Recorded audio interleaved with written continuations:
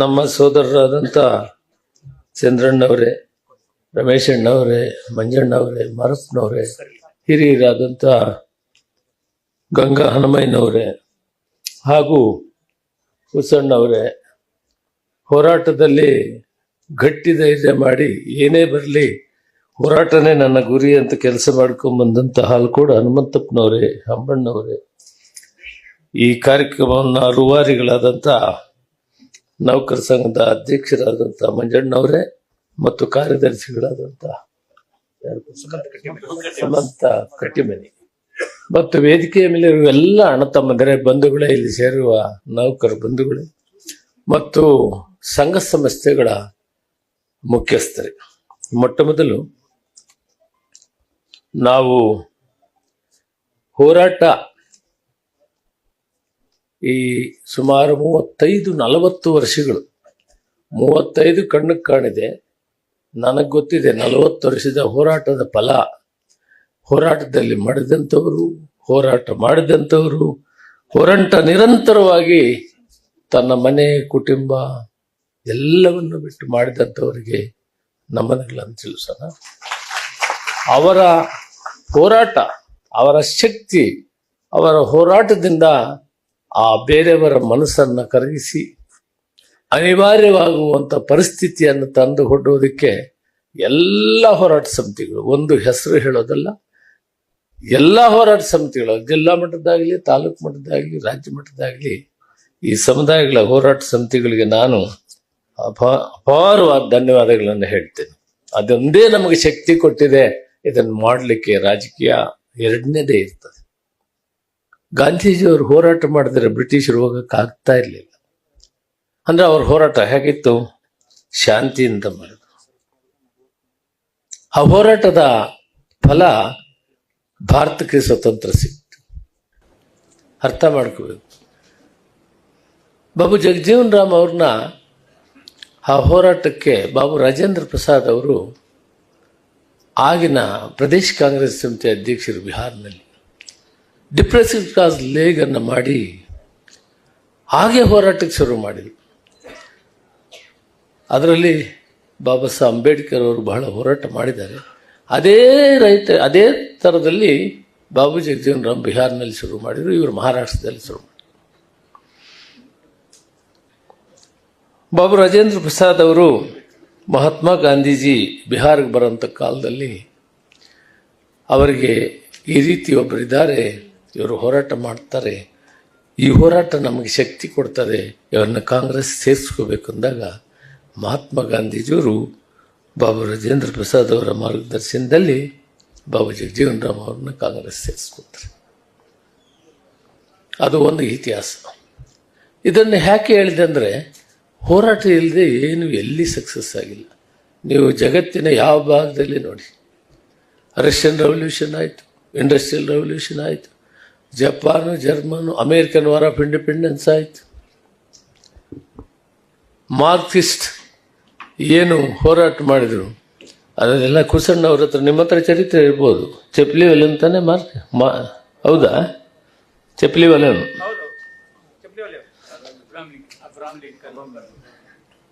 ಇತಿಹಾಸಕ್ಕೆ ಹೋದರೆ ಅಲ್ಲಿನೂ ನಾವೇ ಇದ್ದೀವಿ, ಇಲ್ಲಿನೂ ನಾವೇ ಇದ್ದೀವಿ.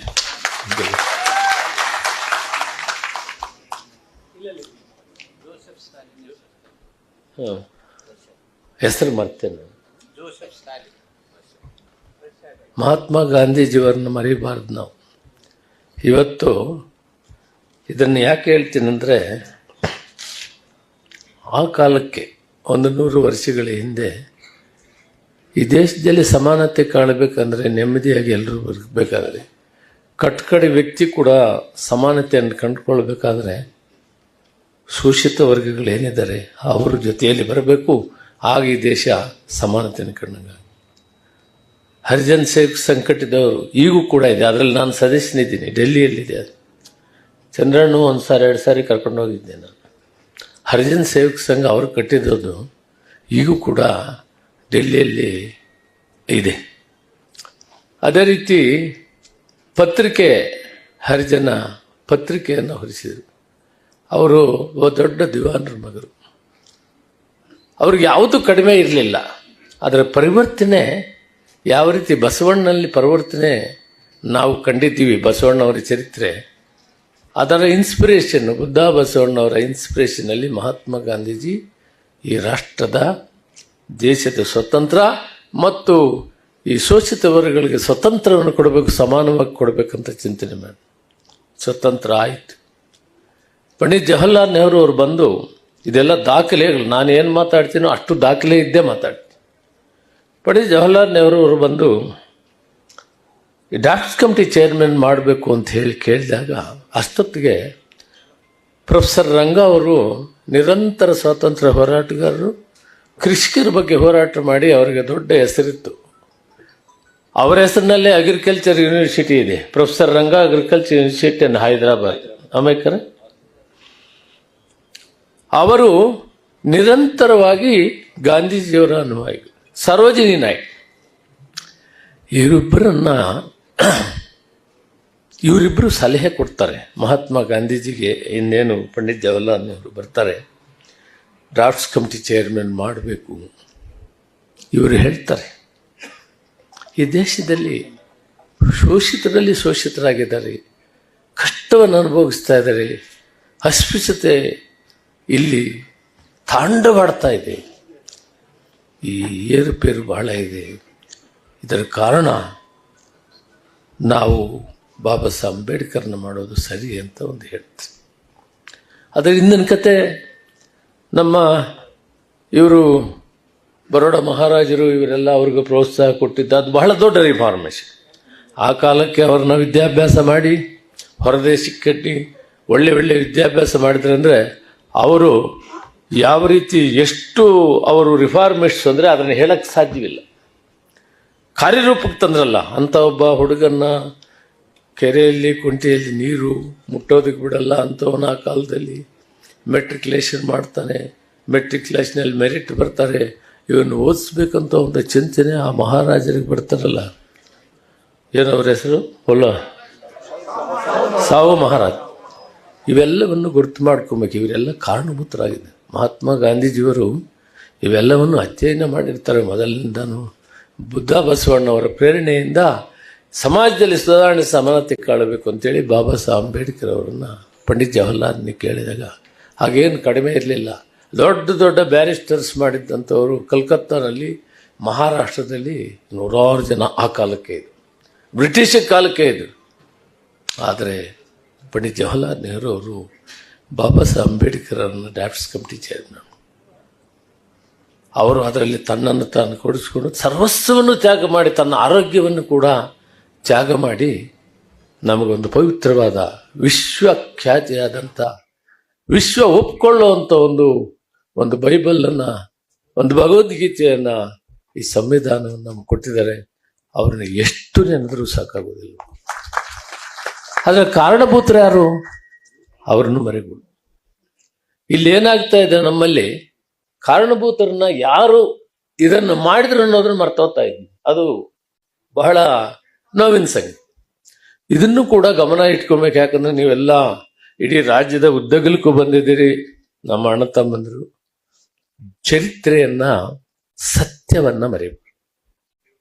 ಯಾವುದಕ್ಕೋ ಏನೋ ಮಾಡಕ್ ಹೋಗಿ ಸತ್ಯನ ಮರಿಬಾರ್ದು. ಸತ್ಯ ಹೀಗಿದೆ. ಗಾಂಧೀಜಿಯವರ ಜೀವನ ಚರಿತ್ರೆಗಳನ್ನು ಕೂಡ ಓದ್ಕೋಬೇಕು. ನೀವೆಲ್ಲ ವಿದ್ಯಾವಂತರಿದ್ದೀವಿ. ಏನೇನು ಮಾಡಿದ್ರು ಅವರು ಈ ಸಮಾಜಗಳಿಗೆ, ಶೋಷಿತ ವರ್ಗಗಳಿಗೆ ಅಂತ. ಆದ್ದರಿಂದ ಇವತ್ತು ಇದೆಲ್ಲ ನಾವು ಮಾಡಿದ್ದೀವಿ ಅಂತ ಹೇಳ್ಕೊಳ್ಳುವಂಥದ್ದಲ್ಲ. ಈ ವೇದಿಕೆಯ ಮೇಲೆ ಎಲ್ಲರದ್ದು ಒಂದಲ್ಲ ಒಂದು ರೀತಿಯಲ್ಲಿ ಹೋರಾಟ ಇದೆ. ಹಿಂದುಗಡೆಕ್ಕಿಂತಲೂ ಹೋರಾಟಗಾರರೆಲ್ಲ ಇದ್ದಾರೆ. ಯಾರು ಒಬ್ಬರ ಹೆಸರು ಹೇಳುವಂಥದ್ದಲ್ಲ, ನಾನು ಎಲ್ಲ ಹೆಸರುಗಳು ಕೂಡ ಹೇಳ್ತೀನಿ. ಬೀದರ್ನಿಂದ ಬಂದಿದ್ದೀವಿ, ಎಲ್ಲ ಜಿಲ್ಲೆಗಳಲ್ಲಿ. ನಮ್ಮ ಇವರು ಚಂದ್ರಕಾಂತ್ ಹುಬ್ಬಳ್ಳಿಗೆ ಬಂದಿದ್ದಾರೆ, ನಮ್ಮ ಕೇಶವಮೂರ್ತಿ ಹೋರಾಟ ಮಾಡಿದ್ರು, ಸುಮ್ಮನೆ ಮಾತಾಡ್ಬೇಕಾತ ಅವರು ಕೂತಿದ್ದಾರೆ, ನಮ್ಮ ದಾನಪ್ಪ ಬಂದಿದ್ದಾರೆ. ಈ ರೀತಿ ಎಲ್ಲ ಅಲ್ಲಿವರೆಗೂ ಕೂತಿದ್ದೀವಿ. ಧಾರವಾಡದ ಏನಪ್ಪ ವೆಂಕಟೇಶ್ ಎಲ್ಲ ಅವರು ಬೆಳಗಾವಿಗೆ ಬಂದಿದ್ರು. ನಮಗೆ ಗಲಾಟೆ ಮಾಡಿದ್ರು, ನೀವು ಕಟ್ಟಲಿಲ್ಲ, ಈ ಸಮಾಜ ಕಟ್ಟೋ ಕೆಲಸ ಮಾಡಬೇಕು ಅಂತೇಳಿ ಆ ದಿನ ಗಲಾಟೆ ಮಾಡಿ. ಇದಕ್ಕೆ ಏನೋ ದೈಹಿಕವಾಗಿ ನಾನು ಹೇಗೆ ಬರೀ ನಿಮ್ಮ ಸಮಾಜದಿಂದಾನೇ ನಾನು ಇಷ್ಟು ಬರೋಕ್ಕಾಯ್ತಾ? ಇದು ಸ್ವಲ್ಪ ಗಮನದಲ್ಲಿರಬೇಕು. ಎನ್.ರಾ.ಚಯ್ಯನವರು, ಇವೆಲ್ಲ ಯಾಕೆ ನಾನು ಬೇಸಿಕ್ ಥಿಂಗ್ಸ್ ಹೇಳಿರ್ತೀನಿ. ಸಾವುಕಾರ ಚೆನ್ನಯ್ಯನವರ ಆಶೀರ್ವಾದದಿಂದ ಎನ್.ರಾ.ಚಯ್ಯನವರು ಪಾರ್ಲಿಮೆಂಟ್ಗೆ ಬಂದು ಅವರ ಬೆಳವಣಿಗೆ ಆದರು. ಮೈಸೂರು ಮಹಾರಾಜರು ಭೂಮಿ ಕೊಟ್ಟರು 30 ಎಕರೆ. ಏನಪ್ಪ ನಿಮ್ಮ ದೊಡ್ಡಪ್ಪನ ಮಾತು ಹೇಳ್ತಾ, ಚಿಕ್ಕಪ್ಪನ ದೊಡ್ಡಪ್ಪನ ಮಾತು ಹೇಳ್ತಾ ಇದ್ದೆ. ಆ ಕುಟುಂಬದವರು ನಮ್ಮ ನೋಡಿ ಅದೇ ಸ್ಪೀಡೇ ಮಾತಾಡೋದು. ರಮೇಶ್ ಎಷ್ಟು ಸ್ಪೀಡಾಗಿ ಮಾತಾಡೋದು ಗೊತ್ತಾ? ರಾಚಯ್ಯನವರು ಅದೇ ಸ್ಪೀಡು, ಅಷ್ಟೇ ಗಟ್ಟಿ ಮನುಷ್ಯ. ಅವರಿಂದ ಪ್ರೇರಿತನಾದೆ ನಾನು. ಡಿ ಮಂಜುನಾಥ್ ಅವ್ರನ್ನ ಮೊಟ್ಟ ಮೊದಲು ತಿಳ್ಕೋಬೇಕು.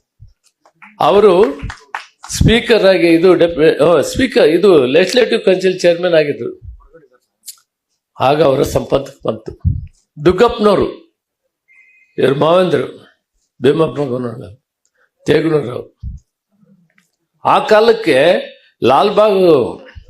ಲಾಲ್ಬಾಗ್ನಿಂದ ಶುರು ಮಾಡಿ ವಿಧಾನಸೌಧಗೆ ಬಾಬು ಜಗಜೀವನ್ ರಾಮ್ ಜಯಂತಿ ಮಾಡಬೇಕು ಅಂತೇಳಿ ಬಂದು ಹೋರಾಟ ನಡೆಸಿದಂಥ ಕಾಲ ಅದು.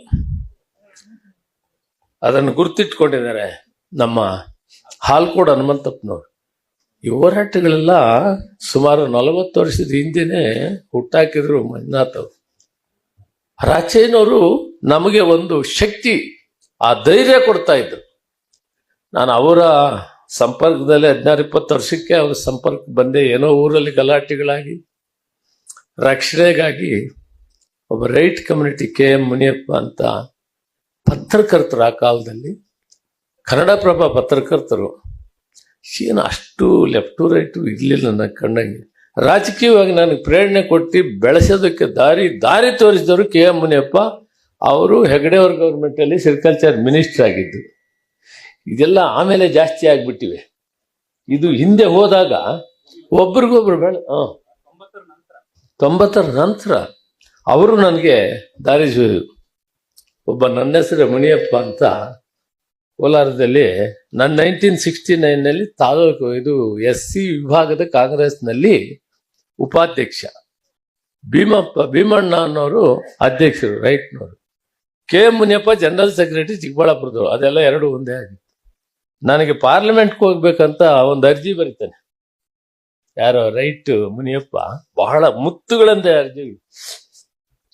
ಏನಪ್ಪ 4 ಸಾರಿ ಬೋವಿವರ್ ಆಗಿದ್ದಾರೆ, ನಾವು ಲೆಫ್ಟ್ ರೈಟ್ 75% ಇದ್ದೀವಿ, ನೀನು ಸ್ವಲ್ಪ ಅನುಕೂಲಿಸ್ತಾ ಇದೀಯಾ, ನೀನು ಹೋಗ್ಬೇಕು ಅಂತೇಳಿ ಫಸ್ಟ್ ಅರ್ಜಿ ನನಗೆ 1969ನಲ್ಲಿ ಅರ್ಜಿ ಬರೆದವರು ಮುನಿಯಪ್ಪ ಒಂದು ರೈಟ್ ಕಮ್ಯುನಿಟಿ.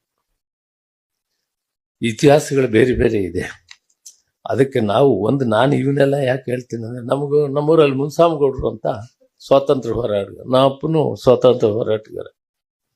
1953 ನಾನು ಫಸ್ಟ್ ಇಯರ್ ಪ್ರೈಮರಿ ಸ್ಕೂಲ್. ಆ ಕಾಲದಲ್ಲಿ ನಮ್ಮನ್ನ ಅವರ ಮನೆಯಲ್ಲಿ ಅವರ ಮಕ್ಕಳ ಜೊತೆಯಲ್ಲಿ ಓದೋದಕ್ಕೆ ಕುಂತಿಸ್ತಾರೆ. ಪಾಠ ಹೇಳ್ಕೊಡ್ತಾರಲ್ಲ ಸಾಯಂಕಾಲ, ಆ ಪಾಠಕ್ಕೆ ಕುಂತಿಸ್ತಾರೆ. ಒಟ್ಟಿಗೆ ಬೆಳಿತೀವಿ, ಇವತ್ತು ಒಟ್ಟಿಗೆ ಇದ್ದೀವಿ. ಆ ಕುಟುಂಬವು ನಮಗೂ 5 ತಲೆಮಾರು ಅಣ್ಣ ತಮ್ಮಂದಿರಂಗಿದ್ದೀವಿ. 5 ತಲೆಮಾರು ನಮ್ಮ ತಾತ ಮುತ್ತಾತರ ಕಾಲದಿಂದ. ನಮ್ಮದು ವ್ಯವಸಾಯ 100 ವರ್ಷದ ಇತಿಹಾಸ ಇದೆ. ಇವತ್ತಲ್ಲ, ವ್ಯವಸಾಯದಿಂದನೇ ಬದುಕಿ ಬಂದಿದ್ದೀವಿ. KH ಕೆಂಚಪ್ಪನವರು ರಂಗನಾಥ್ ಅವ್ರನ್ನ ಬೆಳೆಸ್ತಾರೆ. ನಾನು ಹೇಳೋದು ಕೂಸಣ್ಣವ್ರು ಅರ್ಥ ಮಾಡ್ಕೊಂತಾರೆ. ಬಸಲಿಂಗಪ್ಪನವ್ರನ್ನ ಬೆಳೆಸ್ತಾರೆ, ಹೌದಾ? ಕರಿಯಪ್ಪನವರು ಗಾಂಧಿವಾದಿ ಕನಕಪುರದಲ್ಲಿ ಪುಟ್ಟದಾಸ್ ಅವ್ರನ್ನ ಬೆಳೆಸ್ತಾರೆ, ಕರೆಕ್ಟ್? ಇವೆಲ್ಲ ಇತಿಹಾಸಗಳಿವೆ. ನಾವು ಮೇಲೆ ಉದ್ಭವ ಆಗಲಿಲ್ಲ. ಉದ್ಭವಕ್ಕೆ ಬೇರೆಯವರ ಆಶೀರ್ವಾದ ಇರ್ತದೆ ಅನ್ನೋದನ್ನ ಮನದಲ್ಲಿ ಇಟ್ಕೊಳ್ಬೇಕು. ನಾನು ಇವತ್ತಿಲ್ಲಿ ನಿಂತ್ಕೊಳ್ಬೇಕಾಗಿದ್ರೆ ಆ ಜನ ನಮ್ಮನ್ನ ಒಡನಾಡು ಮಾಡಿಕೊಂಡು ತಾಲೂಕ್ ಬೋರ್ಡ್ನಿಂದ ಹಿಡಿದು ಪಾರ್ಲಿಮೆಂಟ್ಗೆ ಬರೀ ದುಡ್ಡು ನನ್ನ ಕೈಲಿ ಕಟ್ಸಲ್ಲ. ಪಾರ್ಲಿಮೆಂಟ್ಗೆ ಅರ್ಜಿ ಹಾಕ್ಬೇಕಾದಾಗ ನೋ ನೀನು ಕಟ್ಕೊಡುದು, ನಾವು ಕಟ್ಟಬೇಕಂತ ಅವತ್ತು ಕಟ್ಟುವಂಥದ್ದು 5,000 ಏನೋ ಇದ್ರೆ SCಗೆ ಅವರು ತಂದು ಕಟ್ತಾರೆ. ಈ ರೀತಿ ಬಾಂಧವ್ಯಗಳಿದ್ದಂಥ ಪರಿಸ್ಥಿತಿ ಕಾರಣಾಂತರಗಳಿಂದ ಭಿನ್ನವಾಗಿವೆ. ನಾನು ನಿಮಗೇನೇನು ಹೇಳ್ತೀನಿ ಅಂದ್ರೆ, ಯಾವುದ್ರ ಮೇಲೆ ಕ್ರೋಧ ಬೇಡ, ಯಾವುದ್ರ ಮೇಲೆ ವಿರೋಧ ಬೇಡ. ನಾವು ರೈಟ್ ಪಾತಲ್ಲಿ ಹೋಗೋಣ. ನಮ್ಮ ಸಮಾಜಕ್ಕೆ ಬಹಳ ಶೋಷಿತರಾಗಿದ್ದೀವಿ. ನಾವೆಲ್ಲ ಮುಂದೆ ಬೇರೆಯವರ ಸಹಕಾರವನ್ನು ತೆಗೆದುಕೊಂಡು ಮುಂದೆ ಸಾಗೋಣ. ಈ ಸಮಾಜವನ್ನು ಕೂಡ, ಸಮಾಜದಲ್ಲಿ ಸಮಾನತೆ ಕಳೋಕೆ ಪ್ರಾಮಾಣಿಕ ಪ್ರಯತ್ನವನ್ನು ನಾವೆಲ್ಲ ಸೇರಿ ಮಾಡೋಣ. ಇವತ್ತು ಪರಮೇಶ್ವರು ಮಹದೇವಪ್ಪನವರು ಅಥವಾ ಶಿವರಾಜ್ ತಂಗಡಿಗೆ ಕೈ ಜೋಡಿಸದಿದ್ರೆ ಈ ತೀರ್ಮಾನ ಆಗ್ತಿರ್ಲಿಲ್ಲ.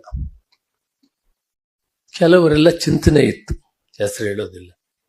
ಈ ಸಂದರ್ಭವನ್ನು ತಪ್ಪಿಸಿಬಿಟ್ರೆ ಮುನಿಯಪ್ಪನು ರಿಟೈರ್ಡ್ ಆಗ್ತಾನೆ, ಇದನ್ನ ನಡೆಸಕ್ ಆಗೋದಿಲ್ಲ, ಇದು ನಿಂಗೆ ಮುಗಿಸಿ ಬಿಡಬೇಕು ಅಂತೇಳಿ ಕೆಲವರು ಪ್ಲಾನ್ ಮಾಡಿಬಿಟ್ಟಿದ್ರು. ನಾನು ಎಲ್ಲಿಗೆ ಬಂದ್ಬಿಟ್ಟೆ ಅಂದ್ರೆ, ಅಪ್ಪ ನೀವು ಯಾರ್ಯಾರು ಬೇಕು ಏನಂತ ತಗೊಳ್ರಿ, ನನಗೆ ಉಳ್ದಿದ್ ಕೊಡ್ರಿ ಸಾಕು, ಇದನ್ನ ಜಾರಿ ಮಾಡ್ರಿ ಸಾಕು. ನಮ್ಗೆ ಉಳ್ದಿದ್ ಸಾಕಪ್ಪ, ನಮ್ಗೆ 1% ಸಿಗ್ತಾ ಇಲ್ಲಯಾ, 1% 2% ಕುಟ್ಸಾ ಇಲ್ಲ. ನಾನು ಕಟ್ಕೊಂಡು ಏನ್ ಮಾಡ್ಬೇಕು? ನಮ್ಮದು ಅದೇ ಜನಸಂಖ್ಯೆ 7 ಅಂತಾರೆ, ನಮ್ಮವರು 8 ಅಂತಾರೆ. 50 ಲಕ್ಷ 1 ಕೋಟಿ ನಾವೇ ಇದ್ದೀವಿ ಅಂತಾರೆ. ಅದೇನು ಬೇಡ ನನಗೆ. ನಾವು ಅಲ್ಲಿ ಹೋಗಿ ತಲೆ ತೆಗ್ಸೋ ಕೆಲಸ ಆಗೋದು ಬೇಡ. ಕ್ಯಾಬಿನೆಟ್ ಅಲ್ಲಿ ತಗೊಳ್ಳೋಣ, ಮಾತಾಡ್ಕೊಳ್ಳೋಣ, ವಿಶ್ವಾಸ ಆಗೋಣ, ತಗೊಳ್ರಿ, ಹಂಚ್ಕೊಳ್ಳೋಣ. ಹಾವನೂರಿಂದ ಇಳಿದು ಇಲ್ಲಿವರೆಗೂ ಆಗಿರೋ ಕಮಿಷನ್ ಎಲ್ಲಿ ಕೂಡ ನಮ್ಮವರು 6% ಕಡಿಮೆ ಇಲ್ಲ. ನೀವೇ ಯೋಚನೆ ಮಾಡಿ. ಆಯ್ತಪ್ಪ, ಬರೆಸಿಲ್ಲ. ತಪ್ಪೇನಾಗಿದೆ? ಇನ್ನೊಂದು ತಪ್ಪೇನಾಗಿದೆ? ನಾವಿಷ್ಟೆಲ್ಲ ಹೋರಾಟ ಮಾಡಿ ನಾವೇ ಟೌನ್ಗಳಲ್ಲಿ ಬೆಂಗಳೂರು ಸಿಟಿಯಲ್ಲಿ ಹೋಗಿ ಬರ್ಸಕ್ ಹೋದ್ರು ಕೂಡ ನಮ್ಮದು ಮೀಟರ್ ಎಕ್ಕಲಿಲ್ಲ. ಸಫಾಯಿ ಕರ್ಮಚಾರಿ ನಮ್ಮವ್ರು ಯಾವಿರಲ್ಲ, ಪುಣ್ಯಾತ್ಮರು ಬರೆಸಲೇ ಇಲ್ಲ ಸರಿಯಾಗಿ. ನಾನು, ಆಂಜನೇಯ, ನಾರಾಯಣ ಸ್ವಾಮಿ, ಚಂದ್ರಣ್ಣ ನಾವೆಲ್ಲ ದಯ ಆಗುದು ಆಗಲಿಲ್ಲ. ಇದೆ ಇನ್ನು 12 ಲಕ್ಷ ಬರೆಸೋದಿದೆ. ಆ ಬರೆಸೋ ಕಡೆ ಕಾರ್ಯೋನ್ಮುಖರಾಗಿ. ಫಂಡಮೆಂಟಲ್ ರೈಟ್ ಇದೆ, ಯಾರನ್ನೂ ಒತ್ತಾಯ ಮಾಡೋಂಗಿಲ್ಲ, ಕಾನೂನು ಬದ್ಧವಾಗಿದೆ. ಅದಾದಾಗ ಎಲ್ಲಿ ಬಂದು ಕುಂತ್ಕೊಂತೀವಿ ನೋಡ್ಕೊಳ್ಳೋಣ. ಸ್ವಲ್ಪ ಹೆಚ್ಚು ಕಮ್ಮಿ 1 ಲಕ್ಷ 2 ಲಕ್ಷ ಕಮ್ಮಿ ನಾವು ರೈಟ್ನವ್ರು ಸಮವಾಗಿದ್ದೀವಿ. ಇದು ಹೆಂಗಪ್ಪ ಕೊಟ್ಬಿಟ್ರು ಅಂತ ನಿಮ್ಮ ಮನೋಸ್ಥಿತಿ ಇದ್ರೆ ಅದನ್ನು ತೆಗೆದಾಕ್ರಿ. ನಿಮ್ ಜನ ಇದಾರ ಇಲ್ಲೋ ಅದರ ಸಪರೇಟ್. ನಾಗಮೋಹನ್ ದಾಸ್ ಕಮಿಟಿಯಲ್ಲಿ ನಿಮಗೂ ಅವ್ರಿಗೂ 2-2.5 ಲಕ್ಷ ಡಿಫರೆಂಟ್. ಇನ್ನೂ ಸೀರಿಯಸ್ ಆಗಿ ಅಲೆಮಾರಿ ಸಂಘಗಳಾಗಿರೋ ಒಂದು ತೆಗೆದು ಬಿಟ್ರೆ ನೀವು 1 ಲಕ್ಷ ಡಿಫರೆನ್ಸ್. ಏನು ಕುಸ್ನೂರಣ್ಣ ಕರೆಕ್ಟ್ ಇದೆಯಾ? ಇದು ನಮ್ಮವ್ರಿಗೆ ಅರ್ಥ ಆಗ್ಬೋದು. ಅವಾಗ ನಾನು ಏನ್ ಮಾಡ್ಬೇಕು? ನಿಮ್ಗೆ ಐದೇ ಕೊಡೋದು, ನಾವ್ ಹೇಳಿದ್ದೀವಿ ಕೊಡ್ರಿ ಅಂತ ಹೇಳಿದಿರ. ನಾವಿಲ್ಲಿ ಕುಂತ್ಕೊಡೋ ಪರಿಸ್ಥಿತಿ ಇರಲಿಲ್ಲ. ನಾನೇನೋ ಆವಾದ ಮಾಡಿದ್ದೀವಿ, ಅಲ್ಲೇ ಬಂದ್ಬಿಟ್ಟಿದ್ದಾರೆ ಹತ್ರ. ನಾವು ಬುದ್ಧಿವಂತರು ಇಲ್ಲದೆ ಇರಬಹುದು, ಬರಸದೇ ಇರಬಹುದು, ಅಥವಾ ನಿಜವಾಗಿ ಇಲ್ಲದೇನೆ ಇರಬಹುದು, ನಾವು ಅವ್ರ ಸಮವಾಗೇ ಇರಬಹುದು. ಆದರೆ ವಾಸ್ತವಾಂಶದ ಮೇಲೆ ಹೋಗ್ಬೇಕಾಗ್ತದೆ. ಪೊಲಿಟಿಕಲ್ ಪಾರ್ಟೀಸ್ ಯಾರನ್ನು ಕಾರಜೋಳ ಆಗಲಿ, ಜಗಜಿಂಡಿಗೆ ಆಗಲಿ, ನಾರಾಯಣ ಸ್ವಾಮಿ ಆಗಲಿ, ಅಥವಾ ನಮ್ಮ ತಿಮ್ಮರಾಯಪ್ಪನವರಾಗಲಿ, ಹಾಲ್ಕೋಡ್ ಆಗಲಿ, ಯಾರು ಕೂಡ ನಮ್ಮಲ್ಲಿ ಭಿನ್ನಾಭಿಪ್ರಾಯ ಸಮಾಜ ಇಲ್ಲ. ನಾವು ಸಮಾಜಕ್ಕೆ ಕಷ್ಟ ಬಂದಾಗ ಎಲ್ಲ ಒಟ್ಟಿಗೆ ಇರ್ತೀವಿ. ರಾಜಕೀಯ ಬಂದಾಗ ಅವ್ರ ಪಾರ್ಟಿಗೆ ಅವ್ರು ಓಟ್ ಕೇಳ್ತಾರೆ, ನನ್ನ ಪಾರ್ಟಿ ನಾನು ಕೇಳ್ತೀನಿ, ಬಿಜೆಪಿಗೆ ಅವ್ರು ಕೇಳ್ತಾರೆ, ಅವ್ರವ್ರು ಗೆಲ್ಲೋದಕ್ಕೆ ಅವ್ರು ಕೆಲಸ ಮಾಡ್ತಾರೆ. ಅದೇ ಸಮಾಜಕ್ಕೆ ಕಷ್ಟ ಬಂದದೆ, ಸಮಾಜಕ್ಕೆ ಏನಾದ್ರು ಆಗ್ಬೇಕಂದ್ರೆ ಒಟ್ಟಿಗಿರ್ತೀವಿ. ನಿಮ್ಗೆ ಆ ಭಾವನೆ ಬರೋದು ಬೇಡ. ಮುಂದೆ ಆಗೋ ಕೆಲಸಗಳಲ್ಲಿ ಮಂಜಣ್ಣ ವಾರದಿಂದ ನೋಡ್ತಾವನೆ ನಾವೇನೇನು ಮಾಡ್ತಾ ಇದ್ದೀವಿ ಅಂತ. ನಿನ್ನೆ ಮೊನ್ನೆನೂ ಸ್ವಲ್ಪ ಒಳ್ಳೆ ವಾತಾವರಣ ಆಗಿದೆ. ಇನ್ಸಿಸ್ಟ್ ಮಾಡಿದ್ರು ರಿಕ್ರೂಟ್ಮೆಂಟ್ ಪ್ರಮೋಷನ್ ನಲ್ಲಿ ಕೂಡ ರಿಕ್ರೂಟ್ಮೆಂಟ್ ಪ್ರಮೋಷನ್ ಇರಬೇಕು ಅನ್ನೋ ವಿಷಯ 2 ಇಶ್ಯೂಗಳನ್ನು ಕೂಡ ಕ್ಲಿಯರ್ ಕಟ್ ಆಗಿ ಕ್ಲಾರಿಟಿ ಕೊಟ್ಟರು. ಕ್ಯಾಬಿನೆಟ್ ಮುಂದೆ ಬರಬೇಕು. ಮುಖ್ಯಮಂತ್ರಿಗಳು ರಾತ್ರಿ ಹೇಳಿದ್ರಿ ಕ್ಯಾಬಿನೆಟ್ ತೀರ್ಮಾನ ತಗೊಳ್ಬೇಕಪ್ಪ, ಎಲ್ಲ ವಿಷಯಗಳು ಚೀಫ್ ಸೆಕ್ರೆಟರಿ ತಗೊಂಬರ್ಲಿ, ತೀರ್ಮಾನ ಮಾಡೋಣ ಅಂತ ಹೇಳಿದ್ದಾರೆ. ಸೊ ನಾವು ಸ್ವಲ್ಪ ನಿಯತ್ತಾದ ಜನ, ತೊಂದರೆ ಮಾಡೋದು ಯಾರಿಗೂ ನಮ್ಗೆ ಕಲಿಕೆ ಇಲ್ಲ. ನಿಯತ್ತಾಗಿ ಜೀವನ ಮಾಡಿ ಶತಮಾನಗಳ ಇತಿಹಾಸಗಳು ನೋಡಿದಾಗ ಸ್ವಲ್ಪ ನಿಯತ್ತು ಎಲ್ಲಿದ್ರಲ್ಲಿ ನಿಯತ್ತಾಗಿರ್ತೀವಿ. ಆ ನಿಯತ್ತು ಇಷ್ಟು ಟೈಮ್ ತಗೊಂಡು ನಿಜವಾಗ್ಲಿ ಸ್ವತಂತ್ರ ಈಗ ಬರ್ತಾ ಇದೆ, ಒಂದು ಘಟ್ಟಕ್ಕೆ ಮುಟ್ಟಿದ್ದೀವಿ. ಈ ಸಂಸ್ಥೆಗಳನ್ನ ಸಂಘನ್ನ ನಮಗ್ ಶಕ್ತಿ ಕೊಟ್ಟರು ಯಾರಂದ್ರೆ ನೌಕರರೇ, ನೌಕರರ ಮುಖ್ಯಸ್ಥರೇ. ಯಾರು? ಭೀಮಪ್ಪ ಗೋನಾಳಿದ್ದಾರೆ, ತೇಗನೂರಿದ್ದಾರೆ, ಬಾಬುರಾವ್ ಮುಡಿವಿ ಇದ್ದಾರೆ, ನರಸಿಂಹಯ್ಯನವರಿದ್ದಾರೆ, ಕೃಷ್ಣ ಅವರಿದ್ದಾರೆ, ಕಮಲ್ನಾಥ್ ಇದ್ದಾರೆ, ಇನ್ನ ಎಲ್ಲಪ್ಪ ಹೆಸರುಗಳು ಭೀಮಾಶಂಕರ್. ಆಮೇಲೆ ನಾನು ಹೇಳ್ತಾ ಇರೋದು 40 ವರ್ಷದ ಹಿಂದಿನ ಮಾತು. ಬುಲ್ಲಾ ಸುಬ್ರಾವ್, ಮುದ್ದುರಂಗಯ್ಯ ಎಲ್ಲ ಅವರು ಮಾರ್ಗದರ್ಶನ ಇದೆ. ಇವಾಗ ನಮ್ಮ ಈತನ ಹೇಳ್ತಾನೆ ಭೀಮಾಶಂಕರ್, ಎಲ್ಲ ಡೈರೆಕ್ಷನ್ ಮಾರ್ಗದರ್ಶನ ಅಷ್ಟೇ.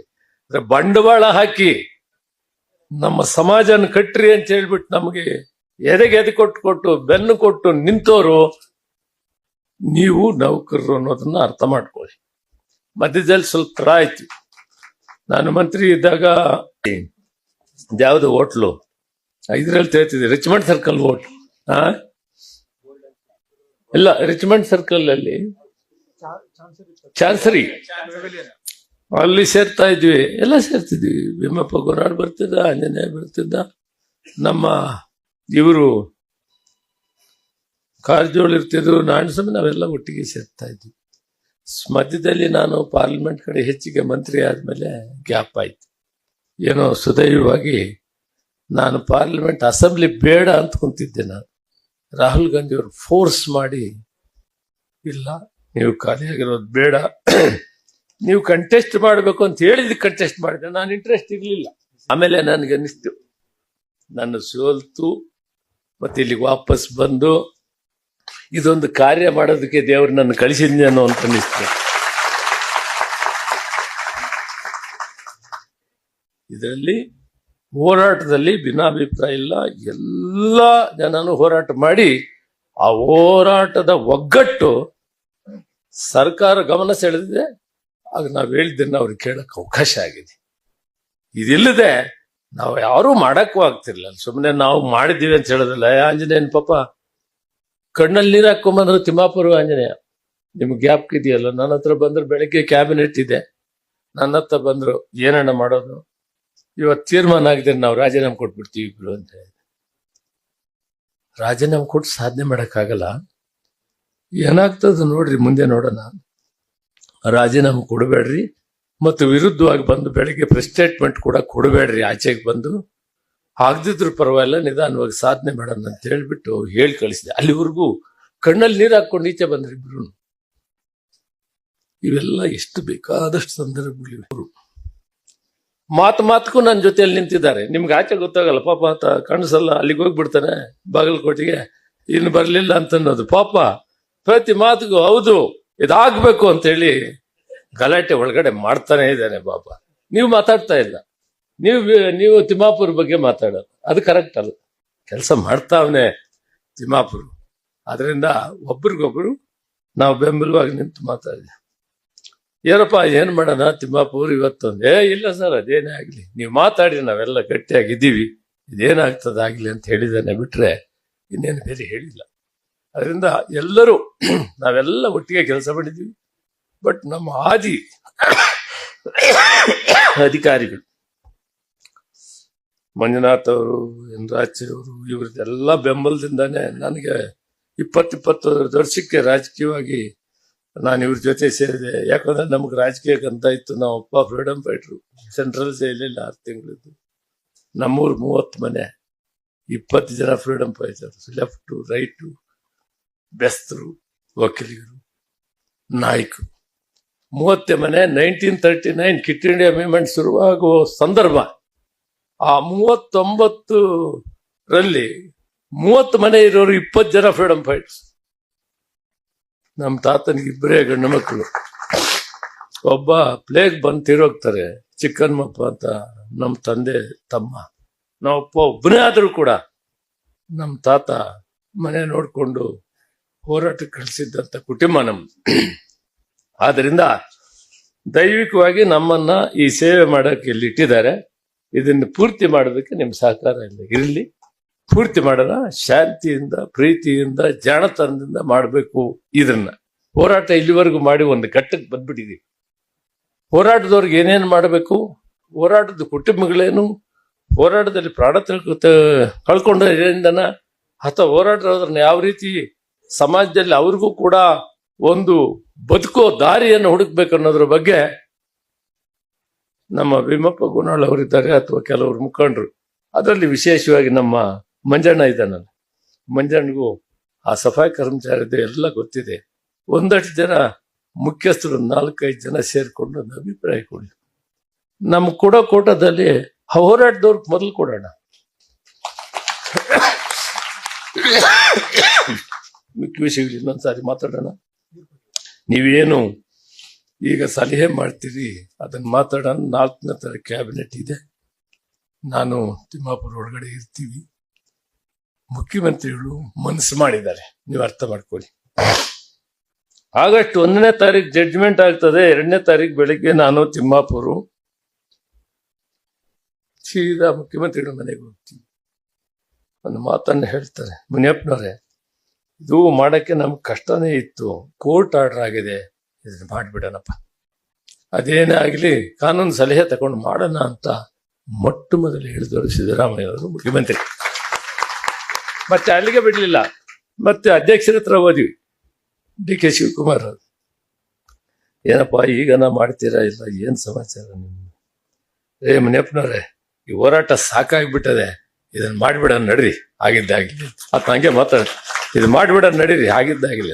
ಅದಕ್ಕೆ ಯಾರು ಕೂಡ ಮನಸ್ಥಿತಿಗಳು ಯಾರು ಕೂಡ ವಿರೋಧ ಇಲ್ಲ. ಕ್ಯಾಬಿನೆಟ್ ಅಲ್ಲಿ ಕೂಡ ಒಬ್ರು ಕೂಡ ವಿರೋಧ ಮಾಡಿಲ್ಲ. ಇದು ಕೂಡ ನಿಮ್ಮ ಮನಸ್ಸಿನಲ್ಲಿ ಅಲ್ಲಿರೋ ಸಮುದಾಯಗಳು ಯಾರ್ಯಾರಿದ್ದಾರೆ ಎಲ್ಲ ಕ್ಯಾಬಿನೆಟ್ ಅವರು ಪಿನ್ ಡ್ರಾಪ್ಸ್ ಅಲ್ಲೇ. ನಾನು ಒಂದು ಸಂದರ್ಭ ಕೇಳಿದೆ, ಏನಪ್ಪ ನಮ್ಮ ಸಮಾಜದಲ್ಲಿ ಯಾರಿಗೂ ಓಟ್ ಹಾಕಿಲ್ಲ, ನಿಮ್ಗೆ ಯಾಕೆ ಸುಮ್ಮನೆ ಕುಂತಿದ್ದೀರಿ? ಇಷ್ಟೇ ಒಂದೇ ಮಾತು ಕೇಳಿದ್ನ. ಇಲ್ಲ ನಮ್ದೆಲ್ಲ ಸಮಿತಿ ಇದೆ ಮುನಿಯಪ್ಪನವರೇ, ಇದಾಗಲೇಬೇಕು, ಹೋರಾಟ ಜಾಸ್ತಿ ಇದೆ ಅಂತ ಪ್ರತಿಯೊಬ್ಬ ಕ್ಯಾಬಿನೆಟ್ ಸಚಿವರು ಮಾತಾಡಿದೆ. ಅದರಿಂದ ಸಂಪೂರ್ಣವಾಗಿ ಸರ್ಕಾರ ನಿಮ್ಮ ಪರವಾಗಿದೆ, ನ್ಯಾಯ ಸಿಗ್ತದೆ. ಯಾವತ್ತಾದ್ರೂ ಒಂದು ನ್ಯಾಯ ಸಿಕ್ಕಲೇಬೇಕಲ್ಲ. ಲೇಟ್ ಆಯ್ತು, ಹೋರಾಟ ಶುರುವಾಗಿ ಬಹಳ ದಿನ ಆದ್ರೂ ಕೂಡ ಇದು ಎಟ್ಕೋದು ಲೇಟ್ ಆಯ್ತು. ಸರ್ವೋಚ್ಚ ನ್ಯಾಯಾಲಯ ತೀರ್ಮಾನ ಆಗ್ಬೇಕಾಯ್ತು. ಅದರಿಂದ ಅವರಿಗೆ ಎಷ್ಟು ಧನ್ಯವಾದಗಳು ಹೇಳಿದ್ರು ಸಹ, ಇವತ್ತು ತೆಲಂಗಾಣ ಆಗಿದ್ದು, ಆಂಧ್ರ ಪ್ರದೇಶ ಆಗಿದ್ದು, ಹರಿಯಾಣ ಆಗಿದ್ದು, ಅದರ ಒಂದು ಅವಕಾಶದಿಂದ ಸುಪ್ರೀಂ ಕೋರ್ಟ್ ಅವಕಾಶ ಮಾಡಿಕೊಟ್ರು. ರೇವಂತ್ ರೆಡ್ಡಿ ಅಂತ ಮನುಷ್ಯ ರೀ, ಅಸೆಂಬ್ಲಿ ನಡೀತಾ ಇದೆ, ಕ್ಯಾಬಿನೆಟ್ ಇದು ಸರ್ವೋಚ್ಚ ನ್ಯಾಯಾಲಯ ತೀರ್ಮಾನ ಆಗ್ತದೆ, ಘೋಷಣೆ ಮಾಡ್ತಾನೆ ಅಸೆಂಬ್ಲಿಯಲ್ಲಿ, ಇದನ್ನೇನು చేస్తాను, ఇది ఒక అవకాశం వచ్చింది, నేను మొదటి చేస్తాను ఈ భారతదేశంలో ಅಂತ. ಅಲ್ಲಿ ದಾಮೋದರ ನರಸಿಂಹ ಇದ್ದಾನೆ ನಮ್ಮವನ ಜೊತೆಯಲ್ಲಿ. ನಾನು 2-3 ಸಾರಿ ಹೋಗಿ ಅವ್ರನ್ನೂ ಭೇಟಿಯಾಗಿ ಹೇಗಾಗಿ ಮಾಡಿದಿರಿ ಏನು ಅಂತ ತಿಳ್ಕೊಂಡು ಬಂದೆ. ಅದರಿಂದ ನಾವು ಇದನ್ನು ಪಡೆಯೋದು ಮತ್ತು ಸಮಾಜದಲ್ಲಿ ಮುಂದೆ ಬರೋದು, ಒಳ್ಳೆ ವಿದ್ಯಾವಂತರನ್ನು ಮಾಡೋದು, ಕಾಂಪಿಟೇಷನ್ ನಲ್ಲಿ ಇವ್ರಿಗೇನಪ್ಪ ಮಾಡೋದು, ಈ ಸೀಟುಗಳು ಈ ಖಾಲಿ ಇದೆ, ಎಷ್ಟು ಜನ ಬದಲಾಯಿಸಿ ಬಿಡಬೇಕು ಬೇರೆಯವ್ರಿಗೆ ಅನ್ನೋ ಪರಿಸ್ಥಿತಿ ಬರ್ದಿರಾ, ಕಾಂಪಿಟೇಷನ್ಗೆ ತಯಾರಾಗಿ, ಕಾಂಪಿಟೇಷನ್ ನಲ್ಲಿ ನಾವು 10 ಜನ ಎಲಿಜಿಬಲ್ ಇದ್ದೀವಿ, 5 ಪೋಸ್ಟ್ ಇತ್ತು, 5 ಫಿಲಪ್ ಆಯ್ತು, ಇನ್ನೂ 5 ಜನ ರೆಡಿ ಇದ್ದೀವಿ ಅಂತ ಮಾಡಬೇಕೆ ಬಿಟ್ರೆ ಇವರಲ್ಲಿ ಎಲಿಜಿಬಿಲಿಟಿ ಇಲ್ಲ ಅನ್ನೋದು ಹಾಕೂಡ್ದು. ಅದ್ರ ಕಡೆ ಗಮನ ಕೊಡು. ವಿದ್ಯಾಭ್ಯಾಸ, ಗುಣಮಟ್ಟದ ವಿದ್ಯಾಭ್ಯಾಸವನ್ನು ಮಾಡುವಂತ ವ್ಯವಸ್ಥೆಯನ್ನು ಮಾಡಿ ಮಕ್ಕಳಿಗೆ. ಗ್ರಾಮಾಂತರ ಪ್ರದೇಶದ ಬಗ್ಗೆ ಸಾಕಷ್ಟು ಚೆನ್ನಾಗಿ ಮಾತಾಡಿದ್ರು ಮಂಜುನಾಥ್ ಮತ್ತು ನಮ್ಮ ಮರಣವರು. ನಿಮ್ದು ಒಂದು 2%, 3% ಇರ್ಬೋದು, ಸಂತೋಷ. ನೀವು ಕೂಡ ಇಲ್ಲಿಂದ ಬಂದಿರಿ, ಇಲ್ಲೋ ಹಾಸ್ಟ್ಲೋ ಎಲ್ಲ ಓದ್ಕೊಂಡು ಸರ್ಕಸ್ ಮಾಡಿ ನಿಮ್ಮಷ್ಟು ನೀವು ಮೇಲೆ ಬಂದ್ಬಿಟ್ಟಿದ್ದೀರಿ. ಅದು ಏನು ಅಷ್ಟು ಸಲೀಸಾಗಿ ಬಂದಿರಲ್ಲ, ನೀವು ಕಷ್ಟಪಟ್ಟೆ ಬಂದಿರ್ತೀರಿ. ಏನಿಲ್ಲ, ಎಲ್ಲ ಅಧಿಕಾರಿಗಳ ಮಕ್ಕಳ ಇರಲ್ಲ, ಇಲ್ಲಿರೋರು 90% ಅಧಿಕಾರಿ ಮಕ್ಕಳಲ್ಲ. ಹಾಸ್ಟೆಲಲ್ಲಿ ಓದಿದ್ದೀರಿ, ಏನೋ ಕಷ್ಟಪಟ್ಟಿದ್ದೀರಿ, ಚಾಲೆಂಜ್ ತಗೊಂಡಿದ್ದೀರಿ, ಛಲ ತಗೊಂಡಿದ್ದೀರಿ, ನಾವೇನನ್ನ ಆಗ್ಬೇಕು ಅಂತೇಳಿ ಇಲ್ಲಿವರೆಗೂ ಬಂದಿದ್ದೀವಿ.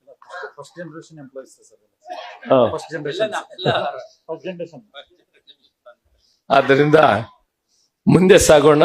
ಮತ್ತು ಮುಂದುವರೆದ ಸಮಾಜಗಳಲ್ಲಿ ಯಾವತ್ತೂ ಕೂಡ ನಾನು ಯಾಕೆ ಅದರ ಬ್ಯಾಕ್ಗ್ರೌಂಡ್ ಹೇಳಿದೆ ಅಂದ್ರೆ, ಈ ಇತಿಹಾಸದಲ್ಲಿ, ಇಲ್ಲಿವರೆಗೂ ಆಗಿರೋ ಇತಿಹಾಸದಲ್ಲಿ, ಸ್ವತಂತ್ರ ಭಾರತದಲ್ಲಿ ಬೇರೊಬ್ಬರ ಸಹಕಾರದಿಂದ ನಮ್ಮವರು ರಾಜಕಾರಣದಲ್ಲಿ ಬೆಳೆದ ದುಗ್ಗಪ್ಪನವ್ರ ಸಮೇತ, ದುಗ್ಗಪ್ಪನವ್ರನ್ನು ಜ್ಞಾಪಕ ಮಾಡಿದ್ದೀನಿ. ದುಗ್ಗಪ್ಪನವ್ರು ಕೂಡ ಹಾಗೆ ಮಾಡಿ, ಮಂಜುನಾಥ್ ಅವರು ಹಾಗೆ ಆಗಿದ್ದು ಡೆಪ್ಟಿ ಸ್ಪೀಕರ್. ಫಸ್ಟ್ ಟೈಮ್ ಗೆದ್ದಾಗ ಮಂಜುನಾಥ್ ಅವರು ಡೆಪ್ಟಿ ಸ್ಪೀಕರ್ ಆಗೋದು, ಅದನ್ನು ನಾನು ನೋಡ್ತಾ ಇದ್ದೆ. ಆ ಚೇರ್ ಮೇಲೆ ಕುಂತಿದ್ದು ನಾನು ಓಡ್ತಾ ಇದ್ದಾಗ ಕೂಡ ನೋಡ್ತಾ ಇದ್ದೆ. ನಾನು ಸಂಪರ್ಕ ಬೆಳೆಸಿದೆ. ಅದಾದ್ಮೇಲೆ ಅವರು ಜನತಾ ದಳದಲ್ಲಿ ಅಧ್ಯಕ್ಷರಿರೋದು, ಅದಾದ್ಮೇಲೆ ಅವರು ಚೇರ್ಮನ್ ಕೂಡ ಆದ್ರು, ಮಂತ್ರಿಗಳು ಕೂಡ ಆಗಿದ್ರು. ಅವ್ರದ್ದಂತೂ ಬಹಳ ಸಹಕಾರ. ಆ ಸಂದರ್ಭದಲ್ಲಿ ನಾವು ಆಗ್ತಾನೆ ಲಾಯರ್ ಆಗಿ ನಾನು ಅವ್ರ ಜೊತೆಗೆ ಸಂಪರ್ಕ ಮಾಡಿದಾಗ ತೆಲುಗಲ್ಲಿ ಮಾತಾಡ್ತಿದ್ದೆ. మనమేమన్నా చేయాಲಪ್ಪ లేకుంటే ಹೇಳೋದು. ಎಲ್ಲಿಗೆ ಹೋಗಿದ್ವಿ ಗೊತ್ತಾ ನಿಮ್ಗೆ? ಚಿಕ್ಕಂಗಸ್ವಾಮಿ, ಎ ಮುನಿಯಪ್ಪ, KR-ಪುರಂ, ನಾವು ಈ ನಾರಾಯಣ ಸ್ವಾಮಿ ಮುನ್ಸಿಪಲ್ ಮೆಂಬರು ಆನೇಕಲ್ನಲ್ಲಿ. ಯಾರು? ಎ ನಾರಾಯಣ ಸ್ವಾಮಿ, ನಮ್ಮ ಮಿನಿಸ್ಟ್ರು. ಅವರು ನಾವೆಲ್ಲ ಒಂದು ಮೀಟಿಂಗ್ ಮಾಡಿಕೊಂಡು ಮಂಜುನಾಥ್ ಅವ್ರ ಜೊತೆಯಲ್ಲಿ ಹೋಗಿ NT ರಾಮರಾವ್ನ ಭೇಟಿ ಆಗಿದ್ವಿ. ಅವರಾಗ ಮುಖ್ಯಮಂತ್ರಿಗಳಿದ್ದು ಇಳಿದಿದ್ರು. ಈ ಸಮಾಜಕ್ಕೆ ದಕ್ಷಿಣ ಭಾರತದಲ್ಲಿ ನ್ಯಾಯ ಸಿಕ್ಬೇಕು, ನೀವು ಕೊಡ್ಬೇಕಂತ. ನೋಡಪ್ಪ, ರಾಜಯ್ಯ ಅಂತ ಫೈನಾನ್ಸ್ ಮಿನಿಸ್ಟರ್ ಮಾಡಿದ್ದೀವಿ, ನಿಮ್ಮವ್ರನ್ನೇ ಮಾಡಿದ್ದೀವಿ ಅಂತ ಹೇಳಿದ್ವಿ NT ರಾಮರಾವ್. ಅಲ್ಲಿಂದ ಕರುಣಾನಿಧಿ ಹತ್ರ ಹೋದ್ವಿ. ಕರುಣಾನಿಧಿ ಹತ್ರ ಹೋಗಿ ಮಾತಾಡಿದ್ವಿ. ವೆಲ್ಲೂರಲ್ಲಿ ಒಂದು ದೊಡ್ಡ ಫಂಕ್ಷನ್ ಮಾಡಿದ್ವಿ. ಇದು 40 ವರ್ಷದ ಹಿಂದೆ. ಈರೋಡ್ ದೊರೆಸ್ವಾಮಿ ಡೆಪ್ಟಿ ಸ್ಪೀಕರ್, ಏನೋ DMK ಅಲ್ಲಿ. ಪುಣ್ಯಾತ್ಮ, ಆತನಿಗೆ ಸೆಲ್ಯೂಟ್ ಹೊಡಿಬೇಕ್ರಿ. ಎಷ್ಟು ಪರ್ಸೆಂಟ್? 3% ಇತಿಹಾಸದಲ್ಲಿ ಮಾಡಿ ಶೆಡ್ಯೂಲ್ಡ್ 9ಗೆ ಸೇರಿಸಿದ್ದು ಕರುಣಾನಿಧಿ. ಅವರಿಗೆ ಧನ್ಯವಾದಗಳನ್ನು ತಿಳಿಸ್ಬೇಕು. ಇದೆಲ್ಲ ಬಿದ್ದಿದ್ದೀವಿ, ಇಲ್ಲಿವರೆಗೂ ಬಂದಿದ್ದೀವಿ. ಭಗವಂತ ಇವತ್ತು ಈ ಕೆಲಸ ಮಾಡುವಂತ ಅವಕಾಶ ಸಿದ್ದರಾಮಯ್ಯವ್ರ ಕೈಲಿ ಆಯ್ತು. ಅದರಿಂದ ಅವರಿಗೆ ಧನ್ಯವಾದಗಳೆಲ್ಲ. ಮಲ್ಲಿಕಾರ್ಜುನ ಖರ್ಗೆ ಅವರು ಜ್ಞಾಪಕಿರ್ಲಿ. ಇವರೆಲ್ಲ ಒಳಗಡೆ ವಿರೋಧ ಮಾಡಿದ್ದಾರೆ ಅಂತ ತಪ್ಪು ಭಾವನೆ. ನನ್ನ ಕರೆಸಿದ್ರು. ಮುನಿಯಪ್ಪನವರೇ, ಈ ಸಾಕಿನ ಹೋರಾಟ ಸ್ವಲ್ಪ ಏನೋ ಅಡ್ಜಸ್ಟ್ ಮಾಡ್ಕೊಂಡು ಶೇರ್ ಮಾಡ್ಕೊಂಡು ಮುಗಿಸ್ಬಿಟ್ಟು,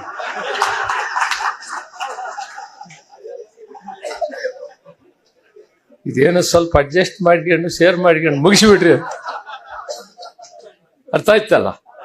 ಯಾರು ವಿರೋಧ ಇಲ್ಲ. ಭಾವನೆಗಳನ್ನು ಬದಲಾವಣೆ ಮಾಡಿ ನಾಳೆ ನಾವೆಲ್ಲ ಅಣ್ಣ ತಮ್ಮಂದಿರಾಗಿ ಬಾಳಿ ಬದುಕು. ಇದು ಸಂಘ ಸಮಾಜದಲ್ಲಿ ಒಟ್ಟಿಗೆ ಬಾಳಿ ಬದುಕೋಣ. ಇದನ್ನ ಗುರಿ ಮುಟ್ಟೋದಕ್ಕೆ ಒಗ್ಗಟ್ಟಾಗಿರೋಣ. ಇನ್ನ ಸಾಕಷ್ಟು ಕೆಲಸಗಳಿದೆ, ಒಟ್ಟಿಗೆ ಸೇರಿ ಮಾಡೋಣ. ಶುಭವಾಗಲಿ.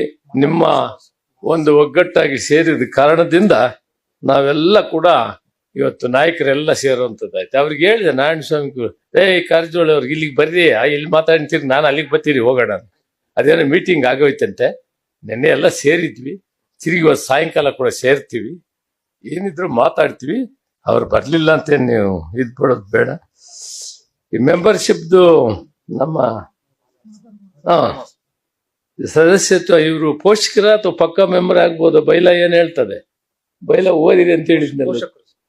ಪೋಷಕರು ಸಾಮಾನ್ಯ ಸದಸ್ಯತ್ವ 500, ವಿಶೇಷ ಸದಸ್ಯತ್ವ 5,000, ಪ್ರೀಮಿಯಂ ಸದಸ್ಯತ್ವ 10,000, ಜೀವನ ಸದಸ್ಯತ್ವ 25,000, ಪೋಷಕ ಸದಸ್ಯತ್ವ ಪರ್ಮನೆಂಟ್ ಏನೋ ಇದು 50,000, ಶಾಶ್ವತ ಮಹಾಪೋಷಕರ ಸದಸ್ಯ 1,000. ನಿಮ್ಮ ಏನು ಅಜೀವ್, ನಿಮ್ಮನ್ನ ಯಾರು ನಾನು ಮೆಂಬರ್ ಆಗಲೇಬೇಕು ಅಂತ ಹೇಳೋದೇ ಇಲ್ಲ.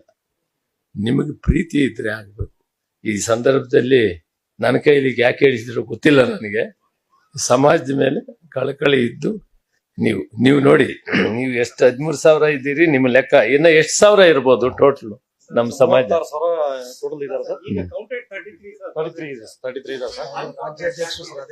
ನಾವು ಫಸ್ಟ್ ಶುರು ಮಾಡಿದಾಗ ನಮ್ಗೆ ಈ ಬಾಬುರಾವ್ ಮಾಡು ತೆಗನೂರ್ ಅವ್ರು ಏನ್ ಹೇಳಿದ್ರಂದ್ರೆ, ನಾವು 1 ರೂಪಾಯಿ ಕೊಟ್ರೆ ಕೂಡ ನಿಮ್ಮ ಸಂಘ ನಡೆಸ್ತೀವಿ ನಾವು ಅಂತ ಹೇಳಿದ್ರು. ಬಹಳ ಹೋರಾಟ ಮಾಡಿದ್ರು. ಕಡೆಗೆ ಅವ್ರನ್ನ ಸಂಘ ಕಟ್ಟಿದ್ರು. ಯಾರು? ಅನಿಲ್ ಕುಮಾರ್ ಕೂಡ ಅದರಲ್ಲಿ ಮೇಯ್ನು ಅಲ್ಲೇನಪ್ಪ. ಅನಿಲ್ ಕುಮಾರ್ ಅವ ನೌಕರ ಸಂಘದ ಅಧ್ಯಕ್ಷ ಅವ್ರನ್ನೇ ಮಾಡಿದ್ರಲ್ಲ ಅಲ್ವಾ? ಅಜಯ್ ಅಂತ. ಅದು ಅವ್ರ ಮೆಂಬರ್ಶಿಪ್ ಮಾಡಿಕೊಂಡು 1 ರೂಪಾಯಿ ಕೊಟ್ಟರು ಎಷ್ಟು ಆಗ್ತದೆ ಅಂತ ಹೇಳಿದ್ರು. ಆದ್ರೂ ಕಡೆಗೆ ಇವರೇ ಎಲ್ಲ ಕೈಗಳೆಲ್ಲ ಹಾಕೊಂಡು ಖರ್ಚು ಮಾಡಿ 16 ವರ್ಷ ನೌಕರರೇ ನಮ್ಮನ್ನು ನಡೆಸಿದ್ದು. ಇವತ್ತು ಹೇಳ್ತೀನಿ, ನಮ್ಮ ಅಧಿಕಾರಿಗಳು ಶಾಶ್ವತ ಅಲ್ಲ. ಈ ನೌಕರರು ಬೆನ್ನೆಲುಬಾಗಿ ನಿಂತು ಸಮಾಜಕ್ಕಾಗಿ ನೀವು ಲಕ್ಷಾಂತರ ರೂಪಾಯಿ ಕೊಡಬೇಕು ಅಂತ ಹೇಳಲ್ಲ, ಅಳಿಲು ಸೇವೆಯನ್ನು ನೀವು ಮಾಡಿದರೆ ಸಾಕು, ಈ ಸಮಾಜ ಉದ್ಧಾರ ಆಗ್ತದೆ. ಎಲ್ರಿಗೂ ನಮಸ್ಕಾರ.